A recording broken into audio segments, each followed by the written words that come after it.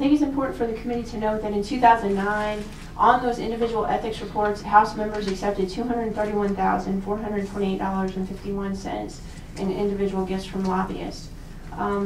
Again, just in terms of how the public perceives this body and perceives whether the process is fair, perceives whether or not everyone has access to be heard and have their issues fairly considered, I think these lobbyist gifts are an issue. 3 other states have completely banned lobbyist gifts, and many other states have monetary limits on individual gifts to individual members of the legislature. So I think it's high time for Missouri to step forward in that correct direction. I'm not saying that this is the complete answer to all issues that our state is facing, but I think it's a good first step and the bigger picture is, as legislators, I think we can listen to the highway patrolmen that you mentioned and hear their issues without them feeling that they need to bring us a gift to buy our time to hear them. And hopefully no one feels that way. Hopefully without these limits, nobody in the state feels that in order to get the ear of their own legislator, they have to provide some kind of gift. But the reality is, with $231,000 in gifts floating around in 2009, there's certainly the perception, if not the reality, that those who are giving very large gifts are having some kind of special access in terms of the policy and budget of the state. It's not healthy for our state, it's inappropriate, it's wrong, and I think this is a good starting point to try to move in a different direction. Moving on to House Bill 1326, again, I appreciate the committee taking the time to hear this bill as well. Thank you, Mr. Chairman, for scheduling this. Campaign contribution limits, I know a lot of us have heard about these issues for many years. It's my understanding that our voters in Missouri approved limits in 1994 in November, about 16 years ago. It was done under an initiative petition drive that resulted in Proposition A being on the ballot. The final vote total statewide, 74% of Missourians supported Proposition A, which would amounted to 1,186,113 voters in Missouri thought that Proposition A was a good idea. Earlier that year, it was my understanding that there had been limits put in place by the legislature. The folks behind the initiative petition drive felt those limits were not enough, so they put greater limits on, and those greater limits were what was voted on by the citizens of the state. At that time, for example, some of the limits included $100 per election cycle per candidate in districts less than 100,000 residents. So 16 years ago, $100 limits for races that we're most familiar with. Many other states across the nation have contribution limits. In fact, 36 states have limits on individual contribution. And again, in terms of the health of our democracy, in terms of what voters in the 6th legislative district have talked to me about, they're very supportive of these limits. They're very supportive of good government and making sure that there are not inappropriate influences on our policy or our budget of this state. Well, thank you for considering House Bill 1337. I'm probably going to be the only Republican to come before you to advocate putting limits back on. I'd like to explain that a little bit before I get into the bill. First, I would tell you that I would be the first to tell you that I fully support the First Amendment, the right to free speech and expression. I want everybody to understand that.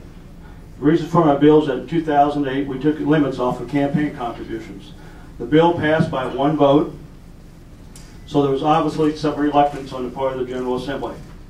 And obviously you've all read the bill. I know you've all being good readers of bills. Nobody's not read the bill, right? I've basically put back on campaign limits, and I've highlighted a few things in here that I might talk about it. I've gone, quickly I'll go through them, Mr. Chairman, if you don't mind. Statewide office, $3,000, and I think these numbers are reasonable. Where did I get them at? I don't really know for sure. I looked at a few different states, but I think these are good numbers for a lot of reasons. I think they are reasonable, and that's what we have to look at. Very reasonable in all areas. $3,000 for statewide office, $1,500 for a Senate seat, $750 for a state rep seat, and then it goes on down into the various levels as we go down to municipalities and things of that nature. No continuing committee shall make any contributions to or accept any contributions from any continuing committee. I think we have to stop that and do away with some of these loopholes. That's in there. And there's other things that you probably looked at and you want me to talk to you about that, I will.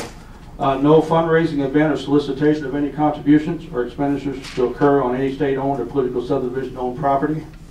No fundraising event shall occur within. I put this in here, I knew it would be taken out, but just to show you how serious I am about this, if it goes anywhere, it will be taken out within 100 miles of the state capitol while we're in session. I mean, it's gotten so ridiculous down here. And you know, what I said earlier about being a Republican, I've been a Republican longer than anybody on this committee, probably except maybe one or two folks. And I don't feel bad about this because it is what it is. We have to do something about it. It reflects on the people down here in the General Assembly. So I don't feel bad about offering this bill whatsoever. Some folks probably think what's he doing offering this bill? You know, it is what it is and we need to correct it. If you can't take a stand on something you believe in, you shouldn't be here in the first place. And I really truly believe that. Back on page 5, all contributions made to or accepted by any candidate or committee for any leadership office in the House of Representatives or the Senate shall be filed with the Ethics Commission and made available to public as provided in this section. Now I realize it has to be done now to some extent, but it should be done on a more regular basis, and this could probably be dressed up at some point in time. I know there's some tweaks that could probably be done to this bill, just as there is any bill that comes before your committee, Mr. Chairman. And most of all, on page 5, excuse me, at 130.081, any person who purposely violates a provision of this chapter is guilty of a Class D felony. And I'm not so certain that shouldn't be a C felony. So if there's anything done in court to plea it down, it just go down to the next level of D felony. We want to make sure the public knows who's being supported by what organization and how much they're investing. We want to make sure it's clear that if somebody is going to spend a large amount of money on you, that the public deserves to know that, and you should be held up and accountable for it. And if the public wants you in, they'll vote you in. If they want you out, they will vote you out. And in that respect, the committee-to-committee transfer provisions in this bill, there's been some other bills suggesting it, are designed to get after that. The failing of the 1994 law, from the day it was imposed, was that all these committee transfers could still go on. So the committee-to-committee transfer piece is key to that, to resolving the issue of laundering donations through multiple committees. And another piece of that is there is a provision in here that prohibits a person from serving as a treasurer on more than one committee. Those two parts of this bill are the fulcrum to getting at movement on reducing the laundering of contributions and limiting the ability of any individual group or any individual candidate hiding who's really involved in advocating for them or supporting them in their campaigns.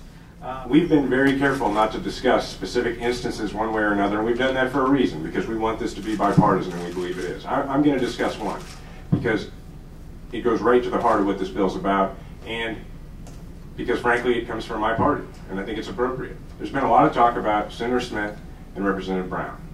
What I want everyone on this committee to understand is that if Representative Brown and Senator Smith, former in both cases, if every single thing that they did, had they done it in state politics instead of in federal politics, it would have been entirely legal. Think about that for a moment. That is the crux of why we're here. That is a loophole you can drive a truck through. This really is the issue. This is the foundation. It's where it starts. The idea of building the transparency and then actually creating criminal provisions for when people try to go around it. Representative Fluke and myself recognize that this will not be the end-all be-all. We recognize that it's not mutually exclusive to other bills. There are great ideas out there that will come before this committee as well.